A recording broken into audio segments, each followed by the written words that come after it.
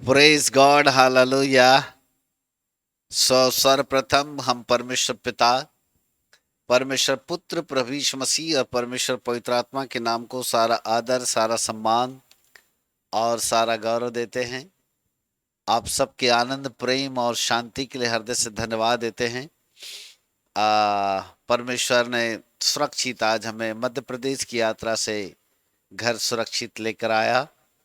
आज सुबह फिर कलीसिया के साथ संलग्न होकर आपके साथ ऑनलाइन फिर बैठे हुए हैं। सो प्रभु के नाम की महिमा मिले। चारों तरफ बारिश हो रही है और मौसम बड़ा सुहाना है। मौसम का मजा लीजिए, परंतु बारिश के खतरों से अपने आप को बचाए भी रखें, है ना। सो प्रभु आप सबको आशीष दे। इस वक्त हम परमेश्वर के वचन में जाएंगे और आज जैसा कि हम भजन संहिता को प्रति बार पढ़ते हैं हर सप्ताह, आज भजन संहिता 2 का हम अध्ययन करने वाले हैं, है ना। और मैं चाहता हूं कि आप में से कोई एक व्यक्ति संदीप भजन संहिता 2 जो है 1 से लेकर 12 तक पढ़ेंगे। उसके बाद भजन संहिता से ही आगे की ओर बढ़कर आपके लिए एक सुंदर सा संदेश होगा। यस।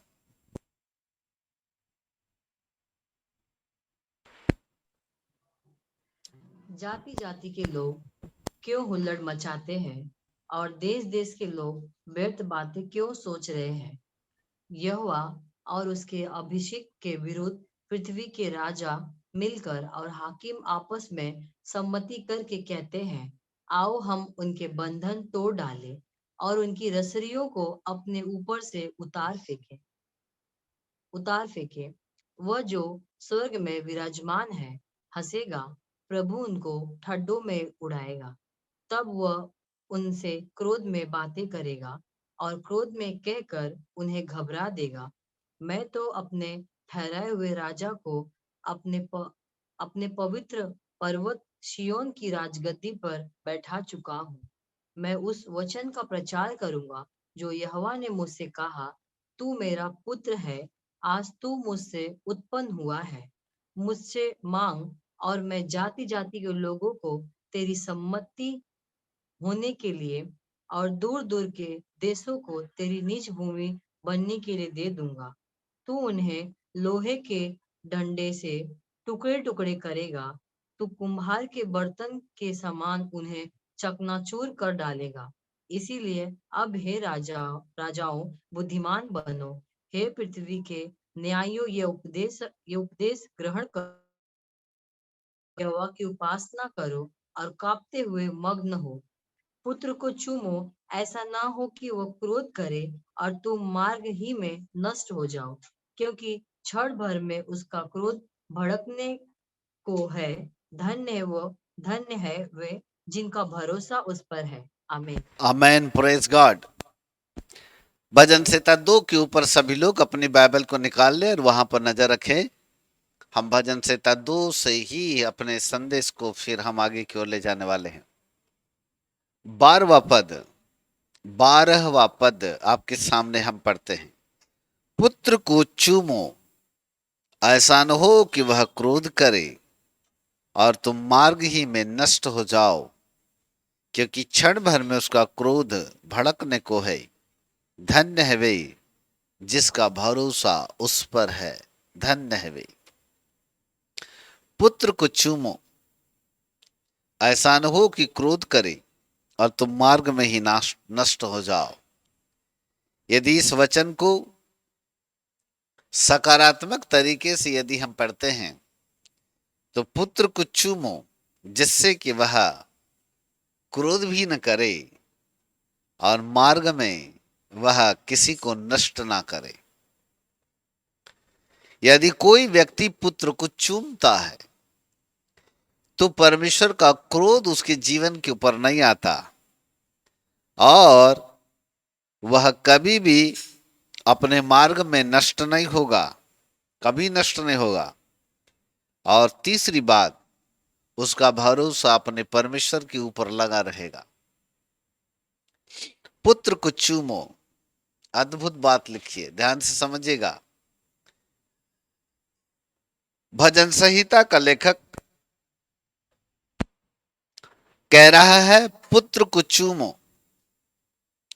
अब इस भजन संहिता में आखिरकार इस कौन से पुत्र की बात हो रही है? तो कहीं न कहीं भजन संहिता का लेखक आत्मा में होकर जब इन भजनों को गाता है तो आने वाले समयों की भविष्यवाणी को वह पूरा करता है, अर्थात पुत्र के रूप में वह प्रभु यीशु मसीह की ओर संकेत करता है। इसका मतलब है प्रभु यीशु मसीह को चूमो। अच्छा, फिर क्या होगा? जब हम प्रभु यीशु मसीह को चूमेंगे, नंबर 1, परमेश्वर का क्रोध हम पर नहीं आएगा। नंबर 2, परमेश्वर हमें किसी भी मार्ग में, मार्ग का मतलब होता है किया जाने वाला कार्य, जिस मार्ग में आप जा रहे हैं, उदाहरण के लिए आप कोई बिजनेस कर रहे हैं तो वो आपका मार्ग है, आप कोई जॉब कर रहे हैं वो आपका मार्ग है, आप किसी कार्य को कर रहे हैं वो आपका मार्ग है। और इसका मतलब है कि बाइबल का परमेश्वर कहता है कि उस मार्ग में मैं तुम्हें नष्ट नहीं होने दूंगा।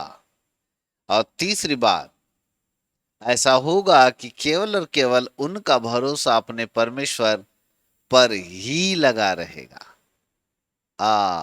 3 बातें। पुत्र को चूमा जाए।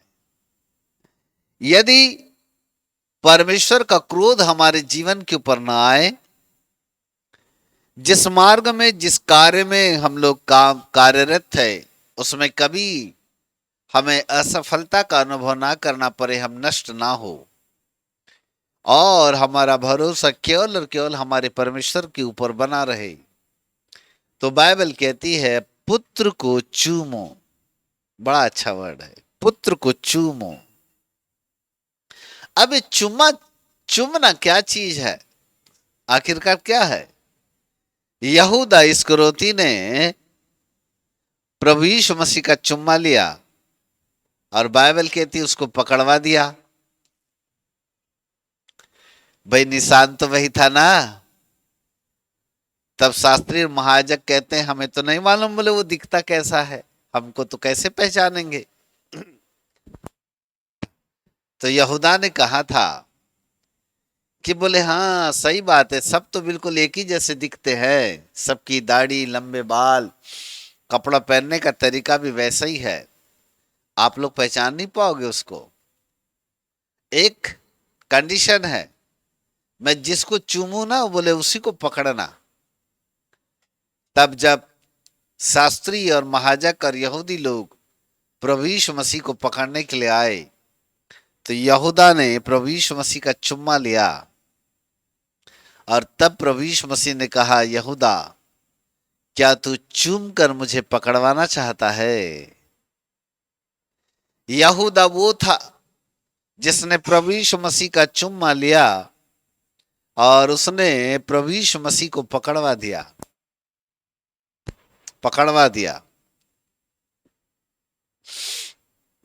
एक और बाइबल कहती है पुत्र को चूमो, जिससे कि परमेश्वर का क्रोध शांत हो जाए। नंबर 2, जिस मार्ग में, जिस कार्य में हम चल रहे, वो कार्य हमारा सफल हो। और नंबर 3, हमारा भरोसा हमारे परमेश्वर के ऊपर बना रहे। चुमना एक प्रसंग है, चुमना एक क्रिया है,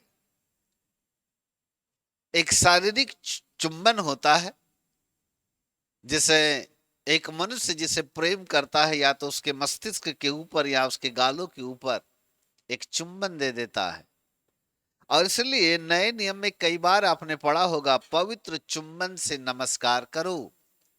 प्रेरित पौलुस जो है कलीसिया को अभिवादन लिखता है और वो बार बार वहां पर कहता है पवित्र चुंबन से नमस्कार करो। इसका मतलब है कि चुमना एक पवित्र दशा है। चुमना एक प्रेम का आभार प्रकट करना है। चुमना हमारे एक एक एक एक दूसरे के साथ एक मित्रता का भाव है, एक घनिष्ठ रिश्ता है।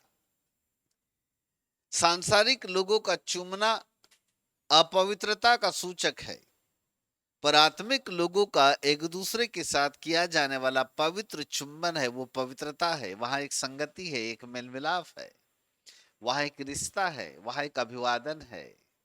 ध्यान से सुनेगा इसको। और इसलिए भजन संहिता का लेखक यहाँ पर कहता है, पुत्र को चूमो, पुत्र को चूमो।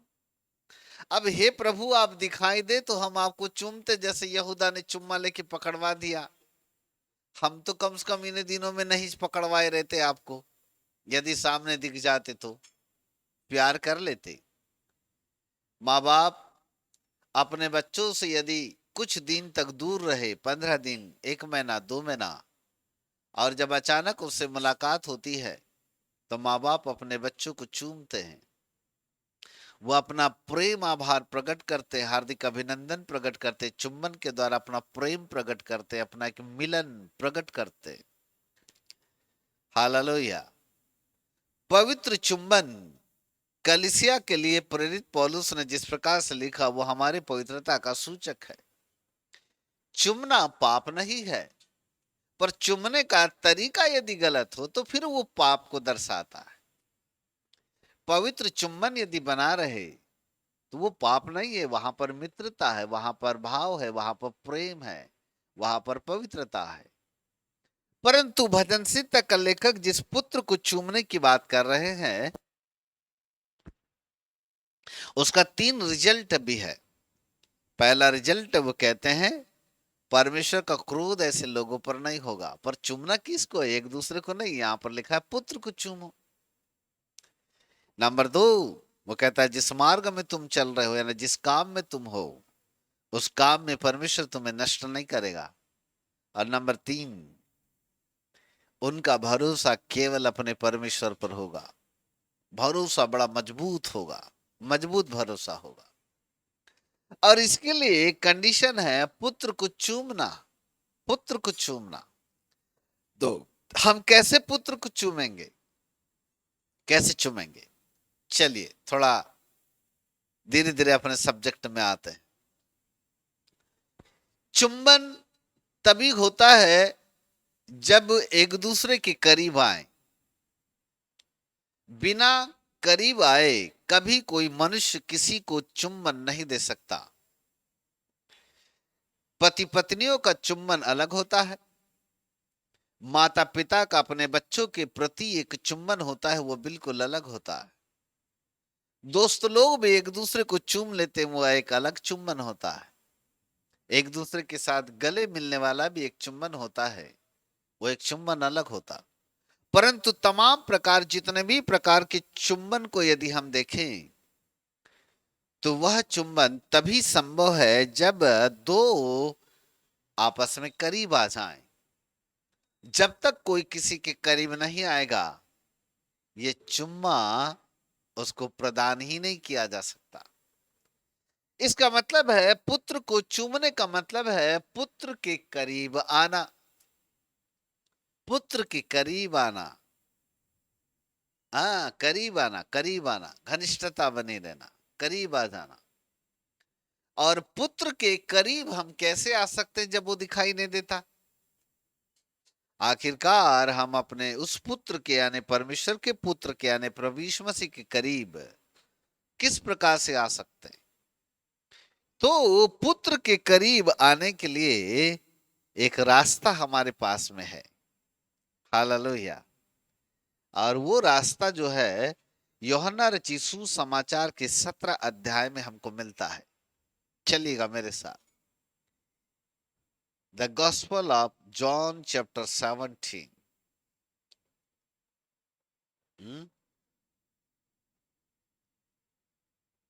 यूहन्ना रचित सुसमाचार और उसका 17 पद। हालेलुया।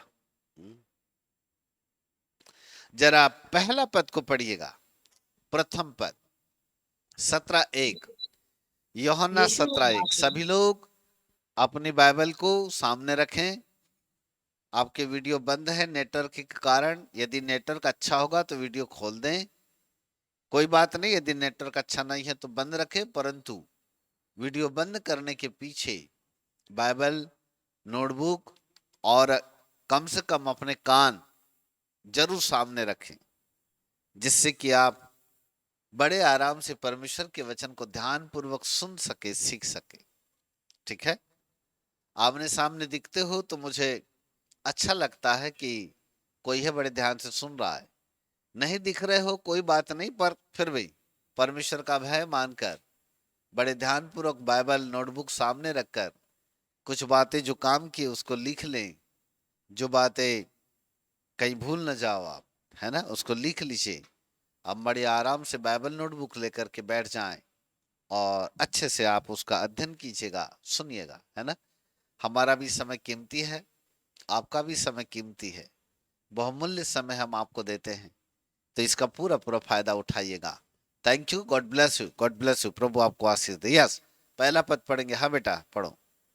यीशु ने बातें कही यीशु ने ये बातें कही और अपनी आंखें आकाश की ओर हाँ, उठाकर कहा, और हे यीशु प्रभु ने अपनी आंखें आकाश की ओर उठाकर कहा, हे पिता, हाँ, वह घड़ी आ पहुंची है, अच्छा, अपने पुत्र की महिमा कर हाँ, कि पुत्र भी तेरी महिमा करे। बस। ऐ पिता, यीशु ने अपनी आंखें ऊपर उठाकर कहा, ऐ पिता, वो घड़ी आ पहुंची है, अपने पुत्र की महिमा कर कि पुत्र भी तेरी महिमा करे। पता नहीं बाप को इस वचन से क्या समझ में आ रहा है, पर मैं कुछ समझाना चाहता हूं आपको। पुत्र को चूमने वाली बात समझा रहा हूं।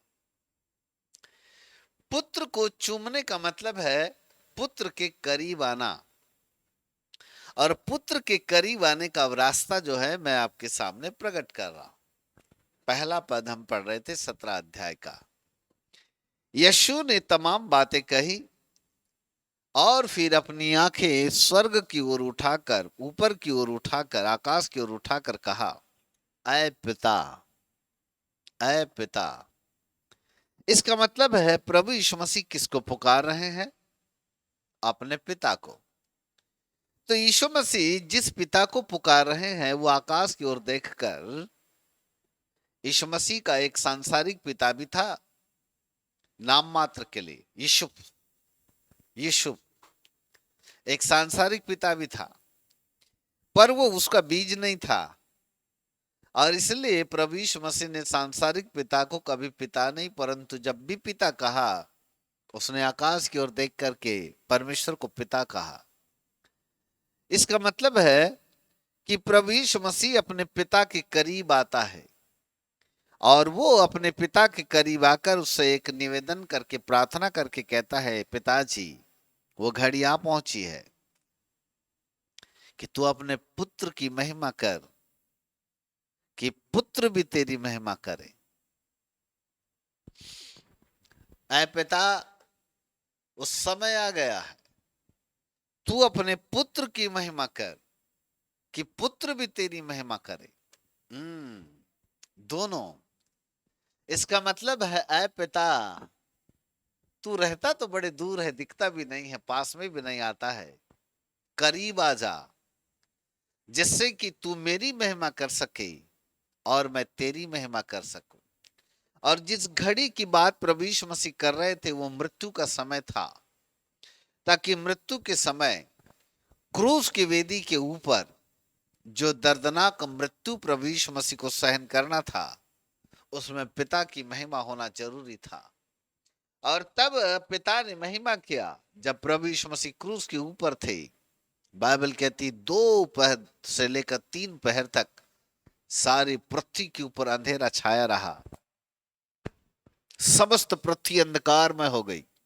बड़ा भारी भूकंप आया, चट्टानें तड़कने लगी, मंदिर का पर्दा फटकर 2 टुकड़े हो गया। बड़ा भयानक दृश्य था उस समय, जिस समय प्रभु यीशु मसीह को क्रूस के ऊपर डाला गया। तब जो सूबेदार, जो पहरेदार लगाए गए थे, वो कहते हैं वास्तव में ये परमेश्वर का पुत्र है। उन्होंने ऐसे कहा, समस्त पृथ्वी के लोग जान गए कि प्रभु यीशु मसीह को छोड़ कोई भी परमेश्वर का पुत्र नहीं है। जिस पुत्र को मृत्युदंड दिया गया है वह एक साधारण मृत्यु नहीं है, ये बात समझ गए। और इसलिए पुत्र पिता की महिमा करने के लिए, सॉरी, पिता पुत्र की महिमा करने के लिए चला आया, उस घड़ी में चला आया। इससे पहले कि प्रभु यीशु मसीह उस घड़ी को पहुंचे, उस समय के ऊपर जाकर अपनी मृत्यु को दे, उसने कहा, ऐ पिता, वो घड़ी आ पहुंची है कि तू अपने पुत्र की महिमा कर, कि पुत्र भी तेरी महिमा कर सके। दोनों ने एक दूसरे की महिमा किया। इसी का नाम है पुत्र को चूमना। जैसे पुत्र पिता के साथ मिलकर पिता की महिमा करता है और पिता पुत्र की महिमा करता है, उसी का नाम है चूमना। पुत्र को चूमो, इसका मतलब है हम सब मिलकर पुत्र प्रभु यीशु मसीह की महिमा करें और यीशु हमारी महिमा करे। जब हम दोनों एक दूसरे के साथ मिलकर एक दूसरे की महिमा करने का कारण बन जाते हैं, यही बात एक दूसरे को चुंबन देती है, चुंबन देती है।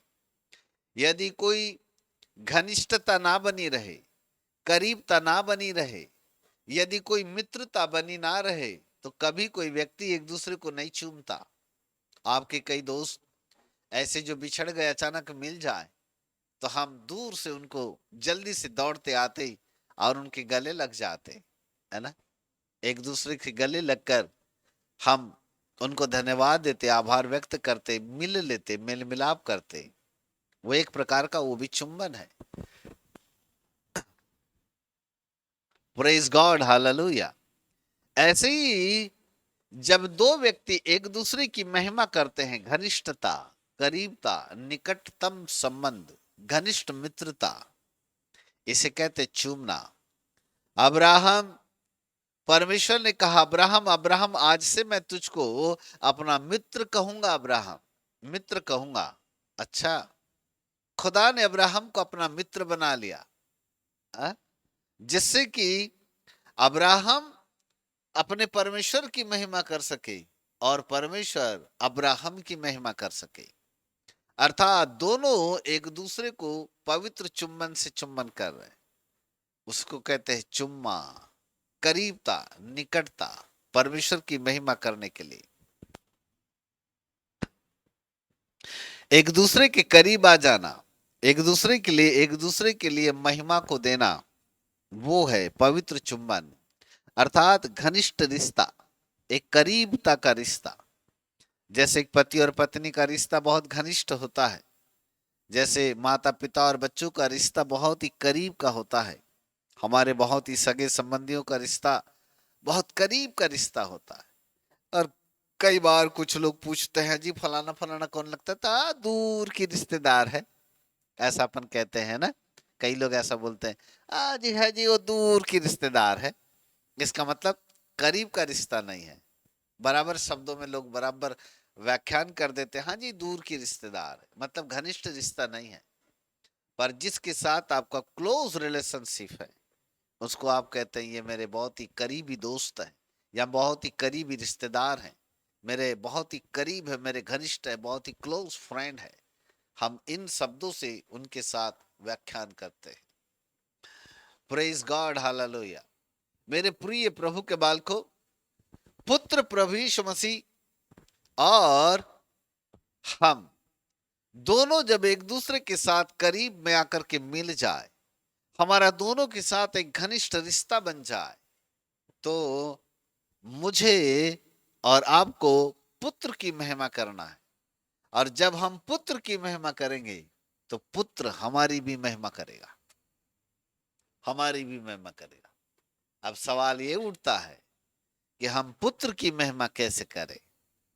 ये एक अद्भुत क्वेश्चन हमारे सामने आके खड़ा हो गया। कैसे हम पुत्र की महिमा करें? वो कौन सा रास्ता है जिसके द्वारा पुत्र की महिमा की जा सकती है? पुत्र की महिमा को करने का आधार क्या है, वो कौन सा रास्ता है जिसके द्वारा पुत्र की महिमा हो? नंबर वन, नंबर वन, है ना। चलिए यूहन्ना रचित सुसमाचार 17 अध्याय पे आ जाइएगा, है ना। चलिए, है ना, एक मिनट, जरा मैं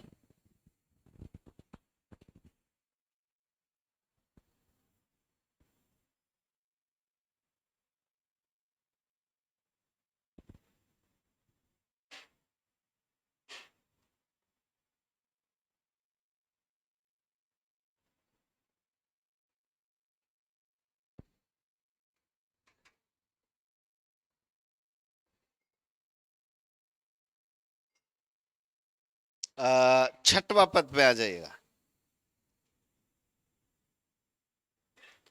17:6।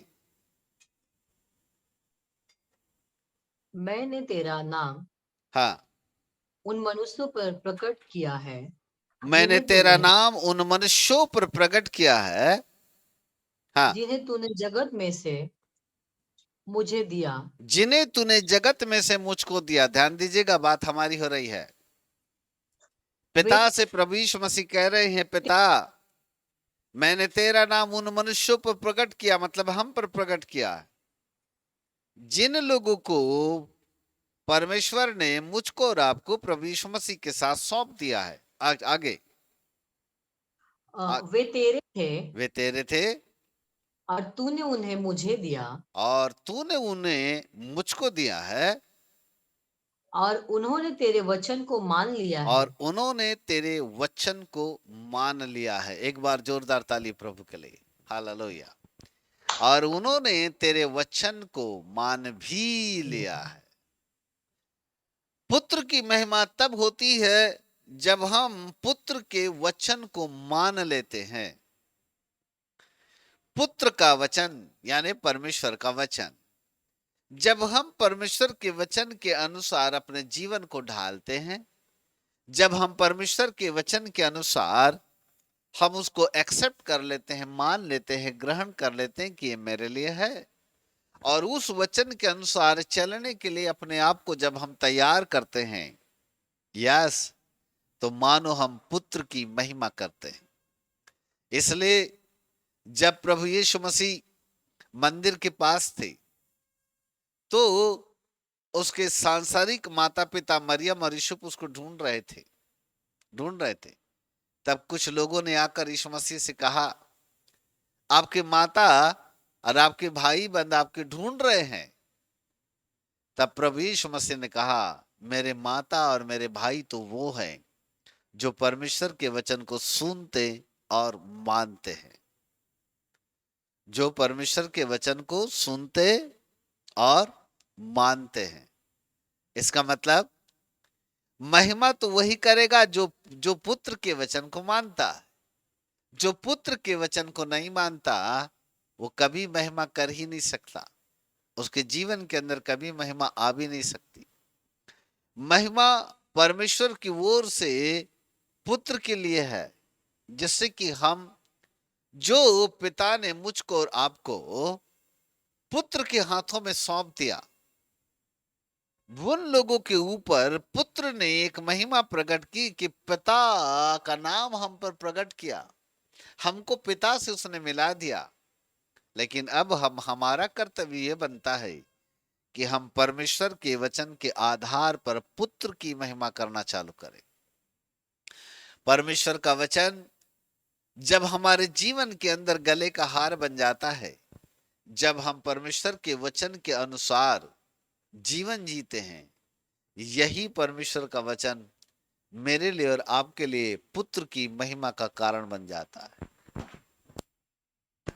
जो परमेश्वर का वचन सुनते हैं और मानते हैं, वो परमेश्वर के पुत्र हैं। जिनके जीवन में परमेश्वर का वचन सुनने के लिए या मानने के लिए समय ही नहीं है, जो परमेश्वर के वचन को गंभीरता से नहीं लेते, केवल सुन लिया, एक कान से सुना और एक कान से उन्होंने फेंक दिया, उनके लिए पुत्र की महिमा नहीं है। पुत्र की महिमा तो तब है जब कोई व्यक्ति परमेश्वर के वचन को अपने जीवन के अंदर ग्रहण कर लेता। हालेलुया, प्रेज गॉड, है ना। सो नाउ नंबर 2, कैसे हम पुत्र की महिमा करें या पुत्र को चूमें। ये पुत्र की महिमा करने का कारण क्या है? चलिएगा 11 पद में चलते हैं।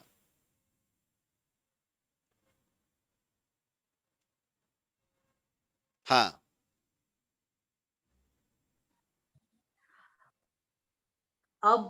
मैं अब जगत में न रहूंगा, मैं अब जगत में ना रहूंगा। परंतु ये जगत में रहेंगे। वो पिता से कह रहा है, यीशु मसीह क्या कहता है? ऐ पिता, वो समय आ गया, वो घड़ी आ गई है कि अब तू मेरी महिमा कर। पर देख, अब मैं जगत में नहीं रहूंगा। मतलब उसको पक्का पता था कि मैं मर जाऊंगा, फिर जगत को छोड़ करके मुझे जाना पड़ेगा।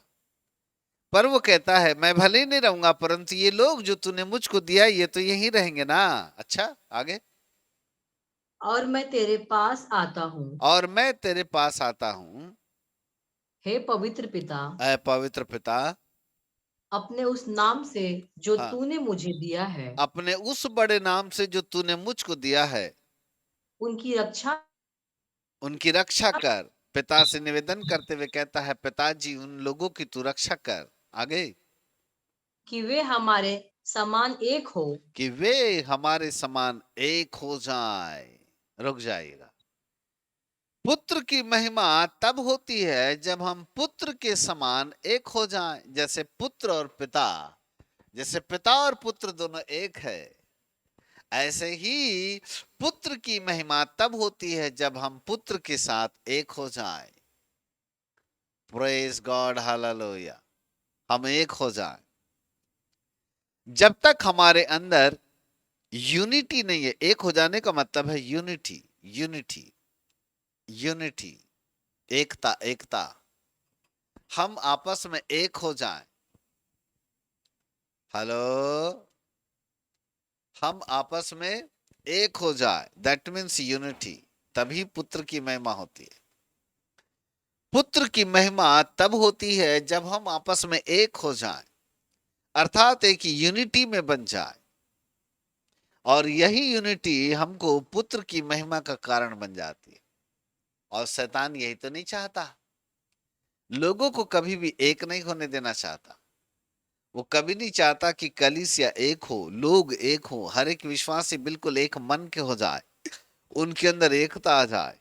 इन दिनों में चारों तरफ, हर शहरों में, हर गांव में यदि देखा जाए तो यूनिटी को लाने के लिए फेलोशिप बनाए जा रहे हैं।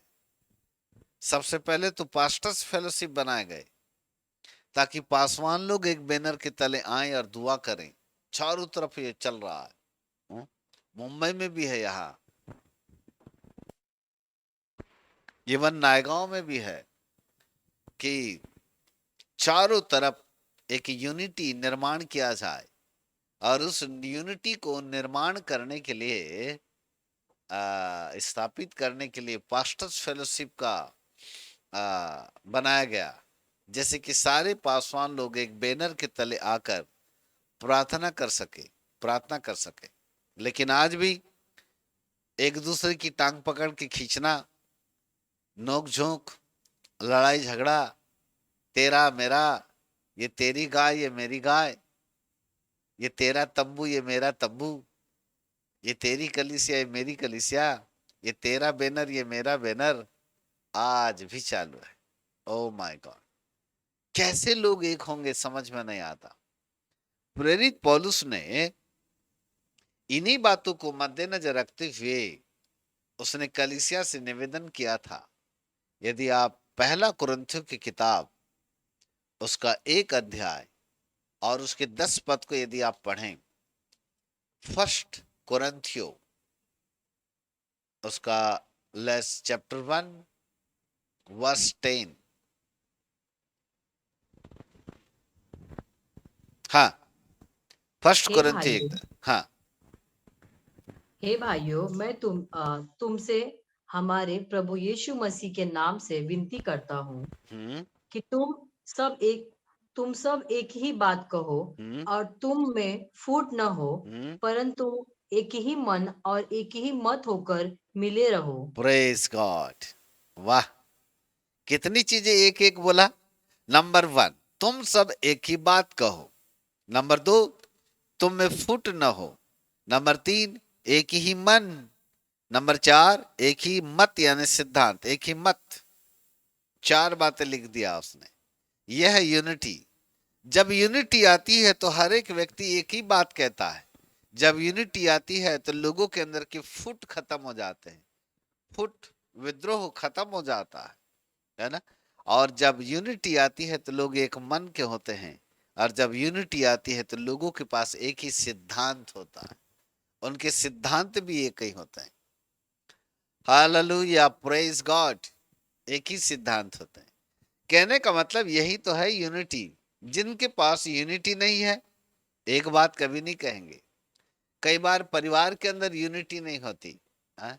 परिवार परिवार में भी देखो विचारधारा अलग होती है। पत्नी की विचारधारा अलग होती है, पति की विचारधारा अलग होने लगते, एक बात में सहमति नहीं होते। और जब एक बात में सहमत नहीं होते तो वहां पर फिर लड़ाई झगड़ा चालू हो जाते, फिर मियाँ बीबी नोच खोच वंच चालू हो जाता। वहां पर भी यूनिटी की जरूरत है। विचारों का आदान प्रदान, एक दूसरे के विचार जब एक दूसरे के साथ सहमत हो जाते हैं, उसी का नाम है यूनिटी। एक ही बात कहो, एक ही विचार, एक ही बात, है ना। तुम्हें फुट ना हो। शैतान चाहता है फुट हो जाए, विद्रोह पैदा करता है। वो लोगों को अलग अलग करने की कोशिश करता है, जिससे कि लोग जो है वो बट जाए, चारों तरफ बंटवारा हो जाए। लेकिन इसलिए पौलुस कहता है तुम्हें फुट ना हो। अरे कलीसिया, नंबर वन, एक ही बात। नंबर दो, तुम्हें फुट ना हो। नंबर तीन, तुम एक मन के रहो, मतलब तुम्हारी विचारधारा, तुम्हारा मन बिल्कुल एक रहे। और चौथी बात वो कहता है, एक ही सिद्धांत तुम्हारे अंदर बना रहे। आज कलीसियावाद के ऊपर यदि देखा जाए तो अलग अलग लोगों के अलग अलग सिद्धांत बन गए। ये हमारा सिद्धांत है जी, हम इसके आधार पर चलेंगे।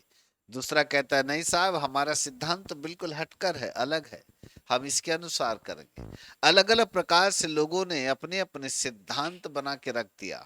अलग अलग कलीसियावाद के आधार पर सिद्धांतों में बंटवारा हो गया, और सिद्धांतों के आधार पर कलीसियाएं बढ़ गई।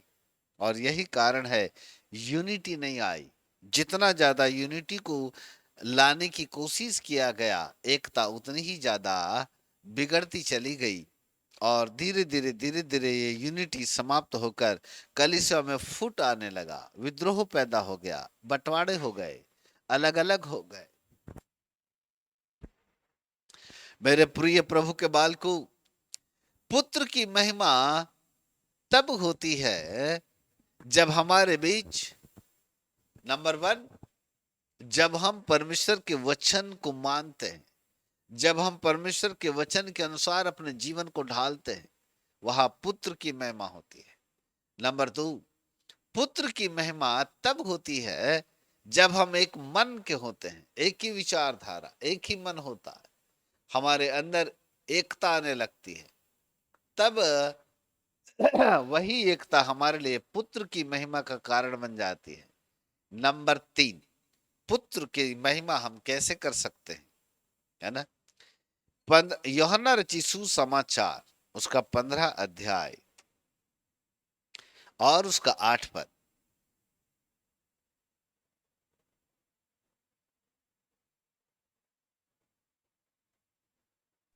15 उसका 8। मेरे पिता की महिमा इसी से होती है कि तुम यस। बहुत सा फल लाओ, हाँ। तब ही तुम मेरे चेले ठहरोगे। वाह। तब यीशु मसीह ने कहा मेरे पिता की महिमा इसी से होती है कि तुम बहुत सा फल लाओ, तभी तुम मेरे चेले ठहरोगे। फल लाओ, फल, बहुत सा फल लाओ, अच्छे अच्छे फल लाओ, बहुत सा फल लेकर के आओ, तब मेरे पिता की महिमा होती है। इसका मतलब है नंबर तीन, पुत्र की महिमा करने का तीसरा रास्ता यह है, अपने जीवन के अंदर हमको फलों को उत्पन्न करना पड़ेगा। कौन से फल? हाँ? कौन से फल उत्पन्न करना पड़ेगा? फल अलग अलग प्रकार के हैं। पहले तो आत्मा के फल है, प्रेम, नम्रता, धीरज वगैरह है ना, गलातियों 5:22। फल, फल फल फल लाने की जरूरत है, ताकि उन फलों के द्वारा फल, गलातियों 5:22 पढ़ो बेटा। The book of Galatians chapter 5 verse 22।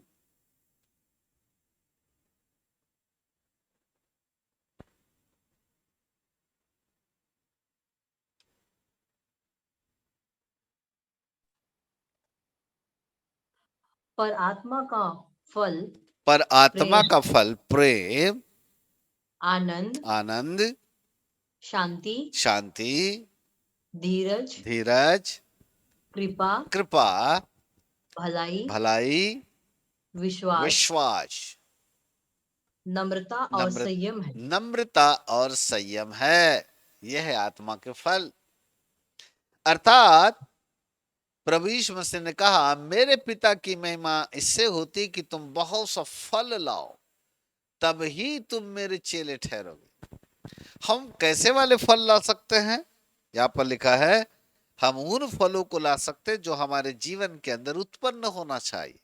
कौन सा फल? पहला फल क्या है? प्रेम।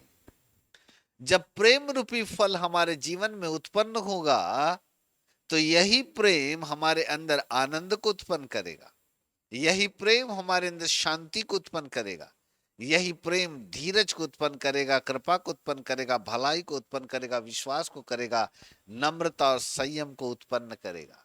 अर्थात ये फल है हमारे जीवन के अंदर। प्रेम तो दिखाई देता नहीं। यदि बाइबल कहती है, यदि तू जिस व्यक्ति को देखता है उसके साथ तू प्रेम नहीं कर सकता, तो अनदेखे परमेश्वर को कैसे प्रेम करेगा?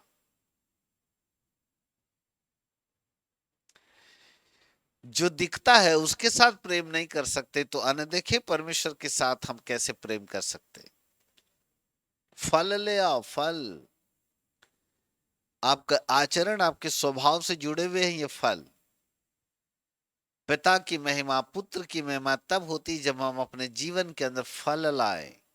कौन सा वाला फल? ये वाले फल, प्रेम, आनंद, शांति, धीरज, कृपा, भलाई, विश्वास, नम्रता और संयम, ये वाले फल लेकर के आए। जब हम इन फलों को लेकर के आएंगे, निश्चित रूप से हमारे इन फलों के द्वारा हमारे पुत्र की महिमा होगी। जीवन के अंदर फल दिखाई नहीं देते, नम्रता दिखाई नहीं देती, दीनता दिखाई नहीं देती, विश्वास दिखाई नहीं देता, भलाई तो कोसों दूर है लोगों के भलाई करना। ले लेंगे भलाई, बांटेंगे नहीं भलाई। मसीह लोगों से भलाई करना करोड़ों किलोमीटर दूर हो गया है, करोड़ों दूर हो गया, भलाई नहीं बनती अब बल्कि दूसरों को बोलेंगे हमारी भलाई कर दो। पता नहीं ये कहां से आ गया स्वभाव।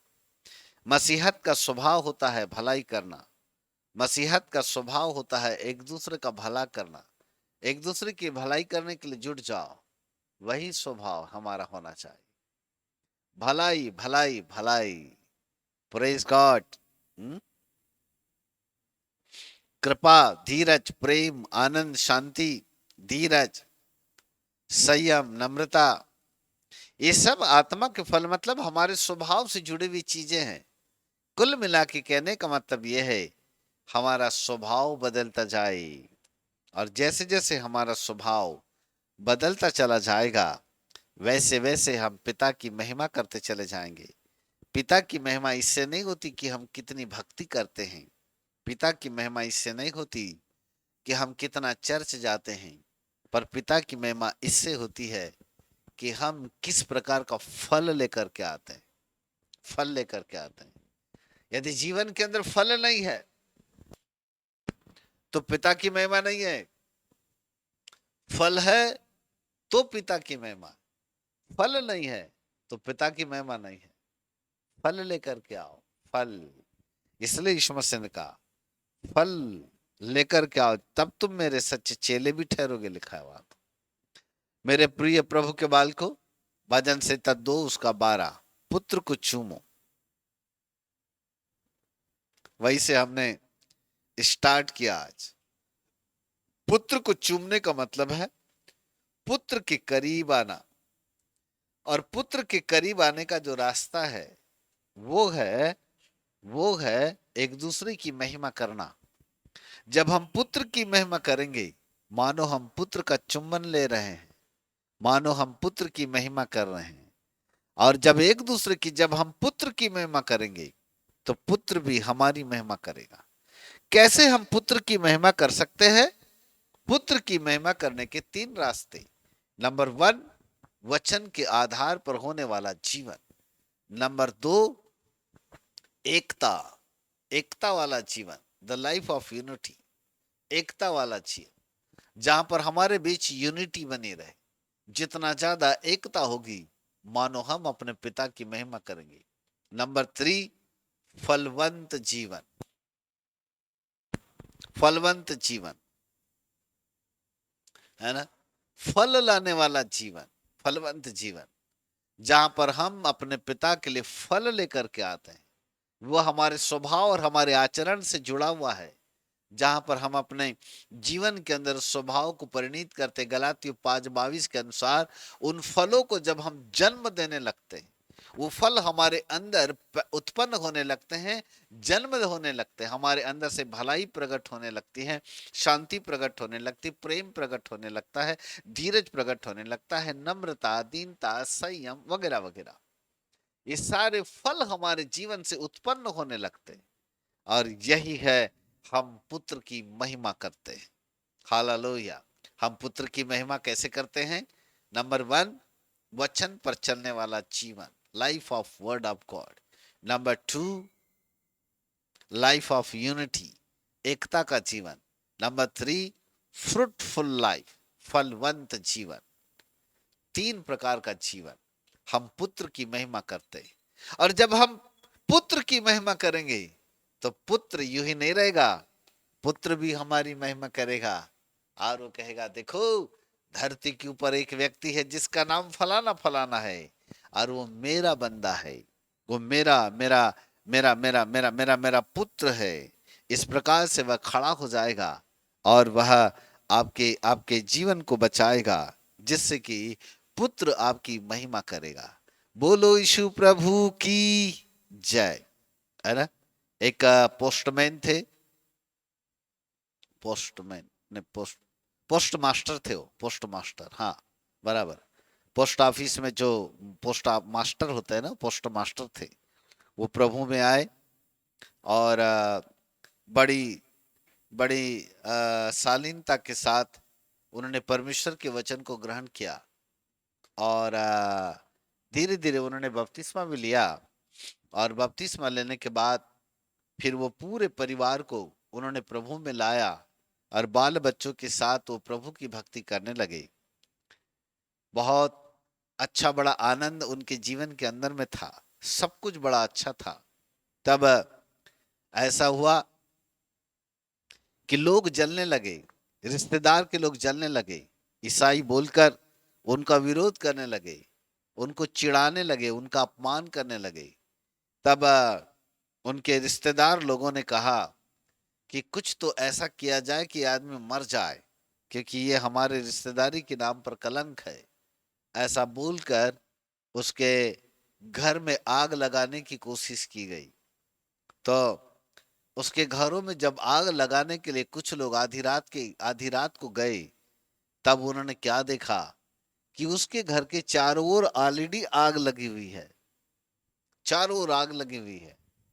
तब ये सोचने लगे कि बोले पहले से आग लगी हुई है, हम आग लगाने जा रहे थे कि उसके घर को उसको जला दिया जाए, ताकि रातों रात इस पूरा का पूरा परिवार जल के राख हो जाता।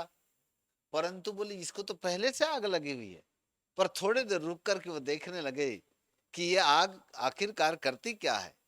तब देखते ही देखते वो आश्चर्यचकित हो गए, और वो क्या देख रहे थे कि आग तो लगी है परंतु जल कुछ भी नहीं रहा है। पूरे घर के चारों ओर आग लगी है पर जल कुछ भी नहीं रहा है। तब वो थोड़ी देर ये मंजर देखते ही रहे, देखते ही रहे। आग लगी है, चारों तरफ घर को आग लगी है, लेकिन जल कुछ नहीं रहा है, और किसी को नहीं दिखाई दे रही। केवल आग उन्हीं लोगों को दिखाई दे रही है जो आग लगाने के लिए आए थे। आग लगाने के लिए आए थे। चारों तरफ वो पूरी कोशिश कर रहे थे, लेकिन चारों तरफ उन्होंने देखा तो क्या देखा? आग तो लगी है, परंतु जल कुछ भी नहीं रहा है। मेरे प्रिय प्रभु के बालकों, आखिरकार वो समझ गए कि जिस परमेश्वर की आराधना ये पोस्ट मास्टर कर रहा है, उसका परमेश्वर बहुत ही सामर्थी है। वो इस पोस्ट मास्टर की रक्षा करता है। हम बेकार ही उसको आग लगाने के लिए जा रहे हैं, हमारे बस की बात नहीं है। तब दूसरे दिन वो 3-4 लोग जो आग लगाने के लिए थे, वो पोस्ट मास्टर से मिलने के लिए आए। उन्होंने माफी मांगी, उन्होंने अपनी गलती को स्वीकार किया और उन्होंने कहा, आपका परमेश्वर बहुत ही महान परमेश्वर है। आपके घर के चारों ओर हमने आग को देखा, पर जल कुछ नहीं रहा था। आपके घर की सुरक्षा वो दे रहा था। मेरे प्रिय प्रभु के बालकों, यदि आप पुत्र की महिमा करोगे, तो पुत्र भी आपकी महिमा करेगा। यदि आप पुत्र को चूमोगे, तो पुत्र भी आपको चूमेगा। यदि आप प्रभु यीशु मसीह की महिमा करोगे, तो यीशु भी आपकी महिमा करेगा। कैसे? वचन के अनुसार चलने वाला जीवन। नंबर 2, एकता में चलने वाला जीवन। नंबर 3, फल लाने वाला जीवन, life of word of God. Number 2, life of unity.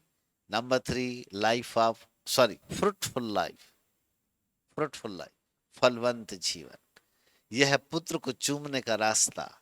आओ पुत्र को चूमे, ताकि पुत्र भी हमको चूमे, पुत्र की महिमा करे।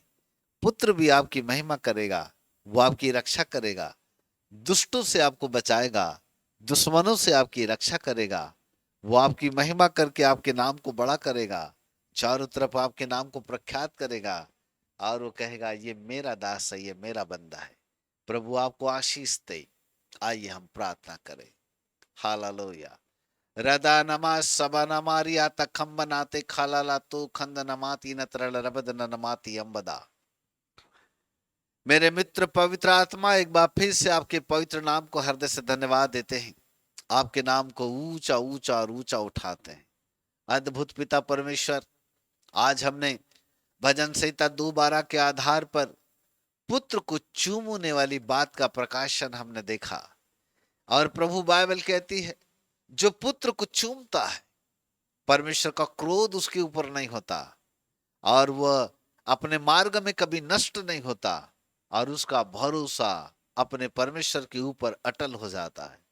खुदा बाप, यही बात आज हमने सीखी है। यदि हम पुत्र की महिमा करते हैं, तो परमेश्वर का क्रोध भी नहीं होता, वरन हम अपने मार्ग में, अपने कार्यों में हम सफल होते हैं, और वरन हमारा भरोसा अपने परमेश्वर के ऊपर अटल होता है।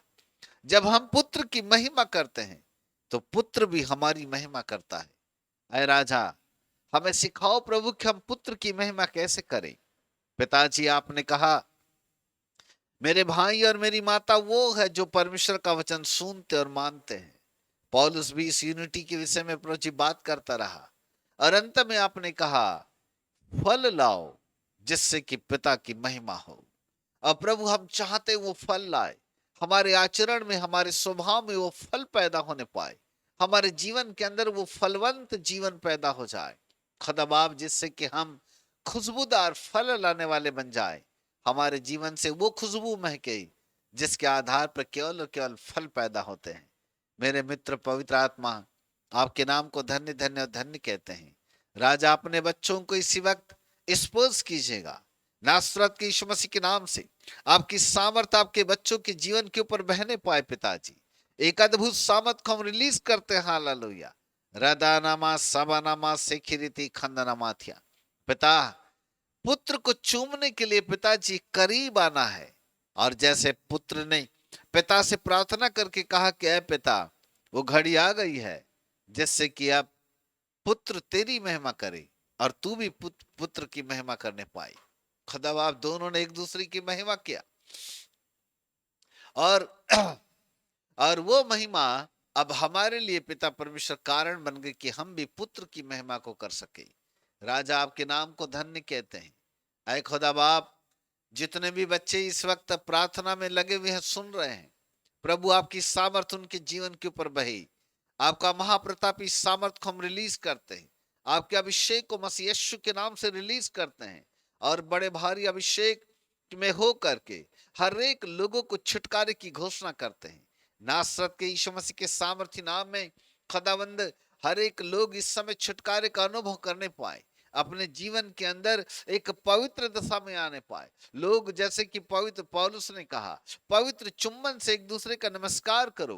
प्रभु वो करीबता, वो निकटता, वो घनिष्ठता, वो मित्रता बनी रहे, जिससे कि प्यारे प्रभु हम एक दूसरे के साथ मेल मिलाप में रहे, एक घनिष्ठ रिश्ता हमारा बना रहे। धन्यवाद पवित्र स्वामी, आपके नाम को हम धन्य धन्य धन्य कहते हैं। राजा, इस वक्त हम अपनी सिस्टर पिंकी सिस्टर को आपके सामर्थ्य हाथों में देते हैं। इसी वक्त स्पर्श करो राजा। प्रभु जी, आपकी सामर्थ उनके जीवन के ऊपर बहने लगे। आपकी महाप्रतापी सामर्थ को हम रिलीज करते, रदा नमा सखा ना मारिया। पिता परमेश्वर, इसी वक्त आप उनको स्पर्श कीजिएगा। होने वाले लूज मोशन और वोमिटिंग के ऊपर आपकी सामर्थ के को रिलीज करते हुए हम घोषणा करते हैं कि लूज मोशन वोमिटिंग यीशु मसीह के नाम से थम जाए, यीशु मसीह के नाम से थम जाए। हालेलुया। पिता परमेश्वर, आपका धन्यवाद। हर प्रकार की श्रापित बीमारी मसीह यीशु के नाम से नष्ट कर दी जाए। हालेलुया। प्रभु, उनके लिए मार्गों को खोलेगा राजा। जहां अच्छा ट्रीटमेंट हो रहा है, उस ट्रीटमेंट के ऊपर आपकी आपकी करुणा और दया बनी रहे। प्रभु, आपका ब्लड उनके शरीर के अंदर में जाए। प्रभु, उनका खून आपका खून बन जाए। आपके खून में एक सामर्थ है प्रभु जी, आपके खून में जीवन है प्रभु जी, आपके खून में विजय है। और हम उस ब्लड को उनके अंदर रिलीज करते हैं, जिससे कि वो जीवन और वो विजय मसीह यीशु के नाम से उनके अंदर में आ जाए। उनके लिए रास्ता खोलिए राजा, उनके लिए मार्ग खोलिए मेरे परमेश्वर, कि जीवन के हर क्षेत्र में सफलता मिले। यीशु मसीह के नाम से सफलता मिले, यीशु मसीह के नाम से सफलता मिले। मेरे मित्र पवित्र आत्मा, आपका धन्यवाद, आपकी अपार करुणा और दया के लिए धन्यवाद। बाप आसमानी, आपके नाम को धन्य धन्य धन्य कहते हैं। आपका तेजस्वी प्रकाश बहन पिंकी के जीवन के ऊपर बहने लगे प्रभु जी। हम तमाम भक्तगण मिलकर के दुआ मांगते हैं, स्पर्श करो राजा, उस बेटी को छूकर चंगाई दे दो, यीशु मसीह के नाम से चंगाई दे दो। धन्यवाद धन्यवाद धन्यवाद। हालेलुया। जितनों ने आपकी ओर देखा उनके मुंह काले नहीं हुए, परंतु उन्होंने ज्योति पाई है। आप हर एक इंतजाम करने वाले और मार्गों को निकालने वाले परमेश्वर है। पिता, आपके नाम को हम ऊंचा उठाते हैं। हालेलुया। धन्यवाद प्रभु, आपकी महिमा हो। सब बातों में आपको प्रथम स्थान देते हैं और धन्यवाद के साथ आदर सम्मान महिमा सब कुछ आपको देते हुए महिमा वंत मसीह यीशु के नाम से मांगते ग्रहण करो पिताजी। आमीन और आमीन। बोलो यीशु प्रभु की जय।